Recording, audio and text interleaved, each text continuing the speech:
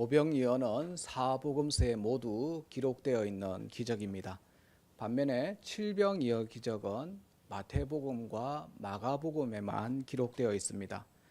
그래서인지 이 칠병이어 기적은 오병이어에 비해서 덜 알려졌습니다. 오병이어 기적은 주일학교 어린아이들도 잘 아는데 칠병이어 기적은 어른들도 잘 모릅니다. 오늘은 잘 알려지지 않은 이 칠병이어 기적에 대해서 살펴보고자 합니다. 칠병이어 사건은 그 무렵에 이 말과 또라는 단어로 시작하고 있습니다. 1절에서 사건의 배경을 이렇게 설명하죠. 그 무렵에라는 말은 앞의 내용과 연결된다는 뜻입니다.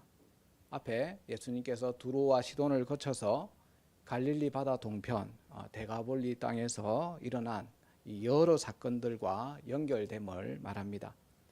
그리고 예수님께서 지금 여전히 이방 땅에 계시다는 것을 강조하는 표현이기도 합니다.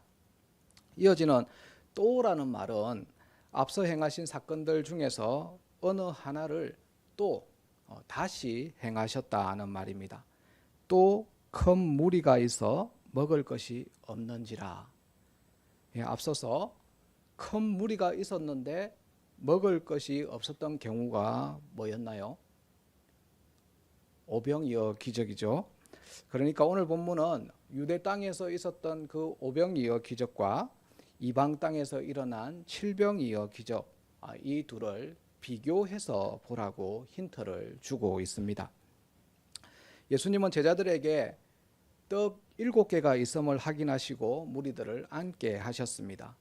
여기서 앉는다는 표현은 최후의 만찬 그림에서 보셨던 것처럼 비스듬하게 서로를 기대어서 눕는 것을 말합니다. 그리고 떡을 반으로 잘라서 제자들에게 전달합니다. 제자들은 예수님께 전달받은 떡을 또 반 잘라서 무리들에게 전달합니다. 이런 식으로 계속 떡을 옆에 있는 사람들에게 전달합니다. 이렇게 떡을 나누어 줄 때 새로 생깁니다. 그래서 모두가 배불리 먹을 수 있었습니다. 4,000명이 배불리 먹고 남은 조각이 7강줄이었습니다. 이 칠병이어는 오병이어와 매우 유사하죠. 하지만 자세히 뜯어보면 상당한 차이가 있습니다. 이 차이점이 마가가 말하고자 하는 칠병이어의 메시지입니다. 크게 3가지 차이점이 있습니다. 첫 번째 차이는 지리적인 차이입니다. 오병이어는 유대 땅 베세다 근처에서 일어났고 칠병이어는 이방 땅 데가볼리에서 일어났습니다. 그러니까 기적이 유대 땅에서 이방 땅으로 확장되고 있는 모양임을 볼 수 있습니다. 두 번째 차이는 숫자의 차이입니다. 오병이어는 떡 5개로 5,000명을 먹이고 12바구니가 남았습니다. 숫자 5와 12가 강조됩니다. 숫자 5는 모세 오경할 때 5이고 숫자 12는 이스라엘의 12지파를 떠올리게 합니다. 그러니까 이 두 숫자는 유대인들과 관련된 숫자입니다. 이에 비해서 칠병이어는 떡 7개로 4,000명을 먹이고 7광주리가 남았습니다. 숫자 4와 7이 강조되죠. 숫자 4는 동서남북 4방위이고 숫자 7은 7일 창조, 완전수입니다. 새 창조를 떠올리게 합니다. 그러니까 하나님의 백성이 유대인에서 이방인으로 새롭게 확장되고 있는 그림입니다. 세 번째 차이점은 먹고 남은 음식을 담은 바구니와 광주리의 차이입니다. 오병이어에서는 먹고 남은 음식을 바구니에 담았습니다. 바구니는 주로 유대인들이 사용하는 작은 소쿠리와 같은 겁니다. 이에 비해서 칠병이어에서는 먹고 남은 음식을 광주리에 담았습니다. 광주리는 이방 지역에서 주로 사용하는데 아주 큰 용기입니다. 사도 바울이 다메섹 성에서 탈출할 때 줄에 매단 강주리를 타고 성을 탈출했었죠. 그러니까 강주리는 아주 큽니다. 구원의 방주가 유대인을 담는 작은 규모에서 이방인까지 담을 수 있도록 점점 커지고 있는 모양새입니다. 정리하면 이 지리적인 차이, 숫자의 차이, 바구니와 강주리의 차이는 사실 차이라고 보기보다는 확장이라고 말하는 것이 더 맞습니다. 그런데 오병이어 기적과 칠병이어 기적 이 두 가지를 예수님 곁에서 직접 경험했던 제자들은 이런 차이를 전혀 눈치채지 못한 모양입니다. 오늘 본문 17절부터 21절은 그걸 지적하고 있죠. 17절, 18절에 이렇게 적혀 있습니다. 아직도 알지 못하며 깨닫지 못하느냐, 마음이 둔하냐, 눈이 있어도 보지 못하며 귀가 있어도 듣지 못하느냐, 또 기억하지 못하느냐. 오병이어와 칠병이어 기적을 봤는데 모르겠냐는 말이죠. 21절에서도 재차 물으십니다. 아직도 깨닫지 못하느냐. 오늘은 제자들이 깨닫지 못한 것이 무엇인지, 그리고 우리에게도 그런 부분이 없진 않는지 거기에 대해서 한번 살펴보고자 합니다. 칠병이어의 현장으로 큰 무리가 몰려들었습니다. 9절에 보면 그 수가 대략 4,000명이나 됩니다. 또 2절에 보면 몰려든 무리들이 예수님과 3일 동안 함께 했습니다. 예수님은 그들과 3일 동안 함께 하면서 천국 복음을 가르쳤고 병을 고쳐 주셨습니다. 그런데 문제가 발생하고 말죠. 4,000명이나 되는 인원이 3일 동안 제대로 먹지 못한 것입니다. 예수님은 이 상황을 마음 아파하셨습니다. 그래서 2절에 보면 예수님이 이들을 불쌍히 여기셨다라고 합니다. 불쌍히 여긴다는 이 말을 두 글자로 하면 긍휼입니다. 긍휼은 우리말에 애간장이 녹는다는 표현과 비슷합니다. 애간장이 무슨 뜻인지 아십니까? 이 애자는 창자를 뜻하는 순우리말이고요. 간장은 간을 말합니다. 그러니까 예수님은 4,000명이 3일 동안 제대로 먹지 못하는 상황을 보시고는 간이 녹고 창자가 꼬일 정도로 아파하셨다는 겁니다. 그들이 제대로 먹지 못한 상황에서 집으로 돌아가게 된다면 집에 돌아가는 길에 기진해서 쓰러질 것을 걱정하셨다는 것이죠. 우리를 향한 하나님의 마음이 이렇습니다. 예수님은 그들의 사정을 충분히 공감하셨습니다. 무리들을 영적으로 돌볼 뿐만 아니라 육적인 필요도 채워주셨습니다. 예수님은 이처럼 공감 능력이 많으신데 제자들에게는 그런 공감 능력이 없어 보입니다. 본문 4절과 5절에 잘 나타나 있죠. 제자들이 이렇게 말합니다. 여기가 광야인데 어디서 떡을 구해서 이 사람들을 배불리 먹일 수 있으리까? 아래 오병이어 사건에서 제자들이 했던 말과 비교해 보면요, 유대인을 대하는 태도와 이방인을 대하는 태도가 사뭇 다릅니다.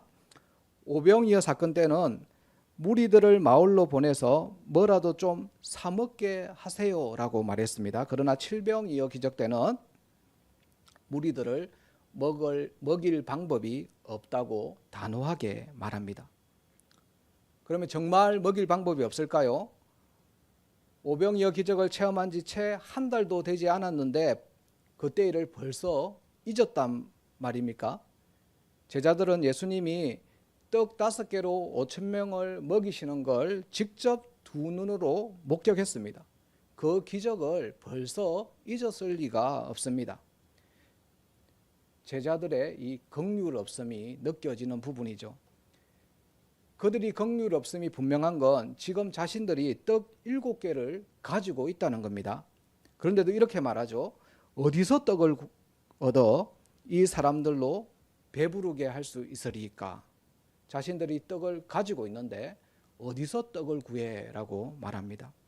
제자들은 이방인들의 배고픔에 대해서 전혀 공감하지 못한 것이 분명합니다. 아니, 이방인들은 먹일 필요가 없다라고 생각한 것입니다. 이러한 제자들의 모습은 탕자의 비유에서 첫째 아들과 같습니다. 아버지의 재산은 모두 내 것이니 둘째 아들과 하나도 나눌 수가 없다. 긍휼의 대상은 유대인뿐이라고 생각하고 있습니다. 이방인들에게는 부스러기 하나라도 줄 수 없다고 생각했습니다. 그런 점에서 제자들은 다른 유대인들, 특히 바리새인들과 별반 다르지 않습니다.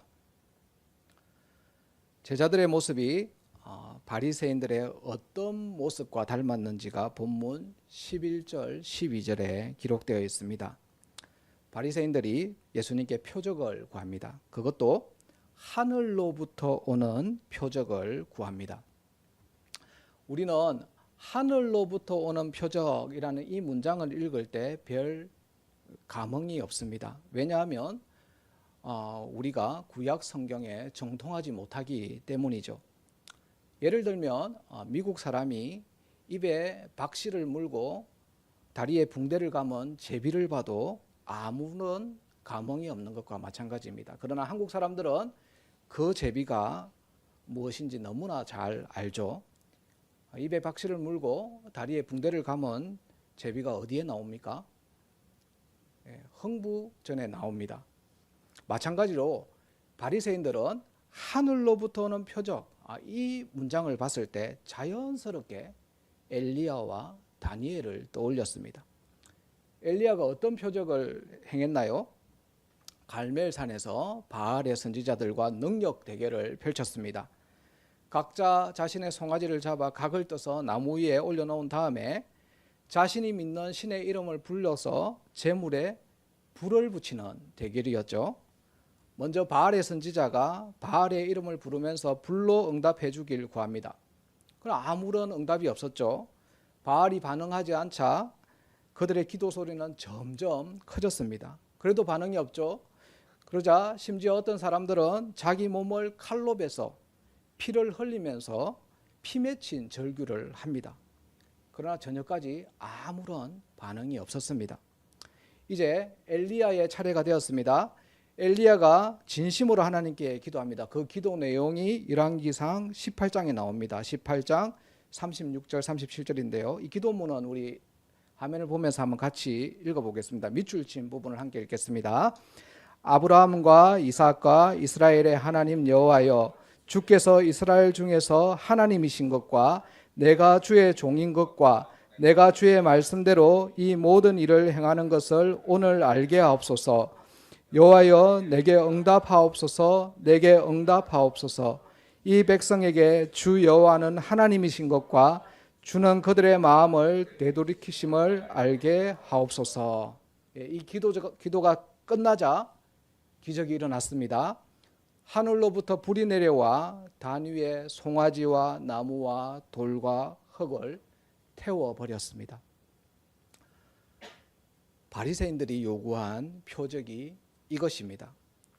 예수님에게 엘리야처럼 하늘로부터 오는 표적을 보이라는 것입니다. 바리새인들이 지금까지 쭉 예수님을 지켜봤는데 예수님이 성경에서 약속하신 그 메시아인 듯 했습니다. 그래서 예수님께 하나님의 아들임을 직접 증명해 보라고 합니다. 만약에 엘리야처럼 하늘로부터 오는 표적을 행한다면 예수님을 하나님의 아들로 받아들이겠다는 겁니다. 그들은 예수님이 메시아인지 메시아가 아닌지를 판별하는 체크리스트를 가지고 있었습니다. 크게 두 가지만 체크하면 됩니다. 첫 번째 항목은 메시아는 유대인에게만, 유대인을 위해서만 일을 해야 한다. 두 번째 항목은 메시아는 로마를 물리치고 유대인의 왕이 되어야 한다. 이 체크리스트는 다니엘서 7장에 근거합니다. 다니엘서 7장이 말하는 그 인자인지 아닌지를 확인하기만 하면 됩니다. 다니엘서 7장에 보면 그 인자는 하늘 구름을 타고 하나님께 나아가서 왕위를 선계받아서 우주적인 왕이 되었습니다. 그러니까 예수님이 다니엘서 7장이 가리키는 그 인자임을 증명하려고 하면 왕이 되면 된다는 겁니다. 유대인의 왕이 되어서 로마 군대를 몰아내는 표적을 행해야 합니다. 그것이 바로 그들이 원했던 하늘로부터 오는 표적이라는 겁니다. 제자들도 예수님을 옆에서 쭉 지켜보니까 예수님이 메시아라는, 예수님이 충분히 그럴 능력이 있었다는 것을 보았습니다. 그런데요, 예수님이 하는 행동을 보니까 너무 헷갈리는 겁니다. 첫 번째 조건부터 어기는 겁니다. 예수님은 유대인들만을 위해서 일해야 하는데, 유대인들에게만 긍휼을 베풀어야 하는데 그게 아닙니다. 이방인을 위해서도 일을 합니다. 이방 여인 수로보니게 여인의 딸을 고쳐주시고요, 기먹고 말 못하는 이방인을 고치십니다. 그것도 부족해서 이제는 이방인 4,000명을 모아놓고 그들에게 떡을 먹이려고 합니다. 그것이 제자들이 보기에 얼마나 못마땅했겠습니까? 두 번째 조건인 유대인의 왕이 되려 하기는커녕 자기 사람으로 삼으면 왕권 도전에 유리할 바리새인과 서기관들과 사두개인들을 적대시하고 있습니다. 예수님이 행하시는 기적을 봤을 땐 메시아가 분명한데, 멀리 해야 할 이방인을 가까이 하고 가까이 해야 할 유대인들을 적대시하는 태도를 봤을 땐 또 메시아가 아닌 것 같습니다. 그래서 헷갈립니다. 헷갈리는 상황에서 제자들은 예수님이 이방인을 먹이시는 걸 막으려고 합니다. 그걸 말립니다. 왜요? 예수님은 유대인을 위해서만 일을 해야 되니까요. 바리새인들은 예수님께 하늘로부터 오는 표적을 요구합니다. 왜요? 로마 군대를 몰아내야 하니까요. 이에 대해서 예수님께서 대답하십니다. 그게 본문 12절입니다. 이 세대에 표적을 주지 아니하리라. 마태복음 12장 39절에는 이렇게 기록되어 있습니다.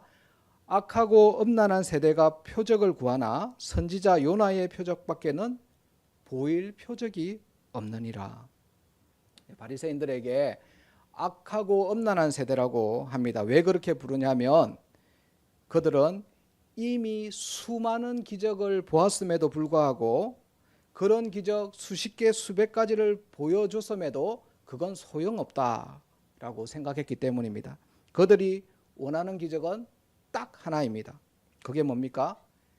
자기 체크리스트에 기록되어 있는 기적입니다. 자기 입맛에 맞는 기적입니다. 예수님은 이런 생각을 누룩이라고 부릅니다. 자기 기준에 부합하지 않으면 인정하려고 하지 않는 완고한 태도가 누룩입니다. 자기 기준에 맞지 않는 메시아의 모습, 자기가 기대하는 하나님의 아들의 모습, 그것과 다르면 다른 수많은 증거가 있음에도 불구하고 믿지 않는 불신앙이 바로 누룩입니다.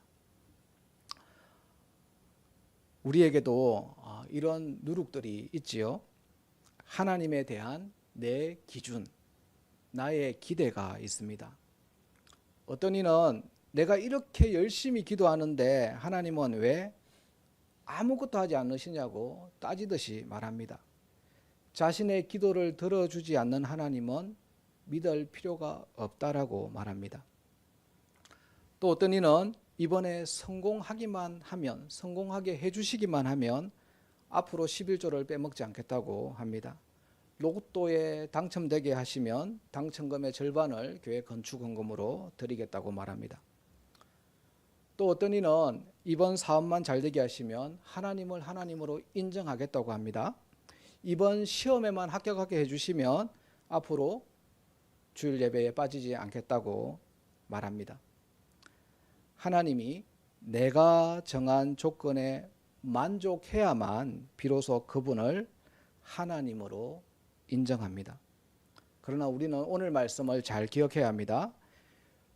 충분한 표적을 보고도 그것 말고 다른 표적을 요구한 바리새인이나 또 예수님 옆에서 충분한 긍휼을 보고도 이방인에게 먹일 음식이 없다고 냉정하게 말하는 제자들의 생각이 누룩임을, 불신앙임을 기억해야 합니다. 교회 여러분, 예수님은 바리새인이 원하는 그걸 안 하셨습니다. 왕 삼으려는 것을 거절하셨습니다. 예수님은 제자들이 원치 않는 그것을 행하셨습니다. 이방인에게도 긍휼을 베푸셔서 배불리 먹이셨습니다. 여기서 무엇을 알 수 있습니까? 하나님은 내 뜻대로 움직이시는 분이 아니라는 걸 알 수 있습니다. 예수님은 오병이어와 칠병이어 이 두 사건을 비교 대조해 봄으로써 자기 입맛에 맞는 표적을 구하는 바리새인의 누룩과 무자비하고 긍휼 없는 헤롯의 누룩을 깨부수라고 합니다. 오늘 말씀을 결론을 맺어 보겠습니다. 칠병이어는 예수님의 표적을 다 보여주신 사건입니다. 칠병이어는 예수님의 긍휼도 다 보여주신 사건입니다. 최고의 표적과 최고의 긍휼은 바로 예수님 자신이죠.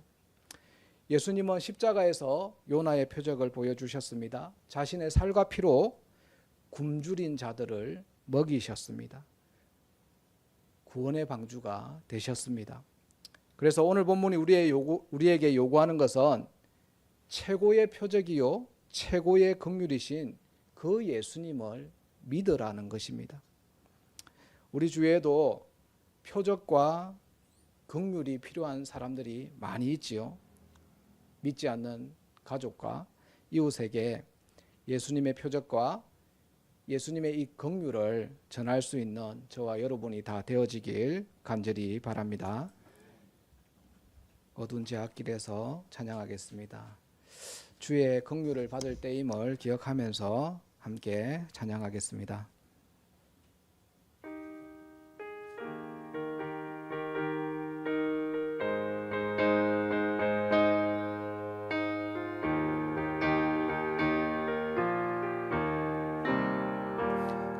어두운 제 앞길에서 목자 없는 양같이 모든 사람 길 찾아 헤맨다.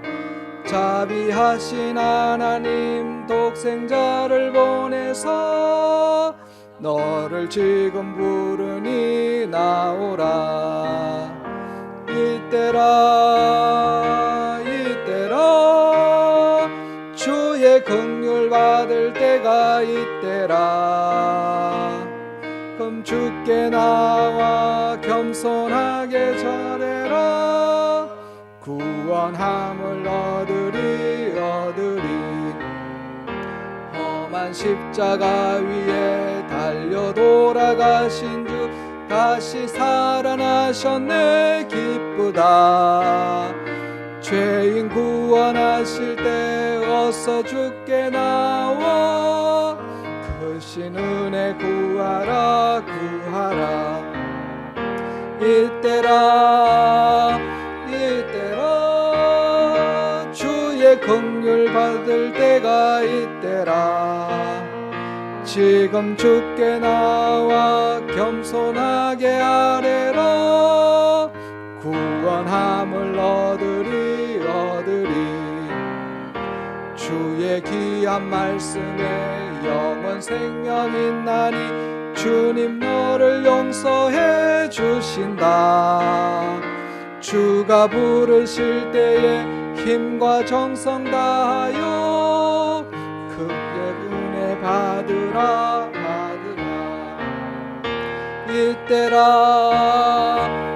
이때라 주의 긍휼 받을 때가 이때라. 지금 주께 나와 겸손하게 아뢰라.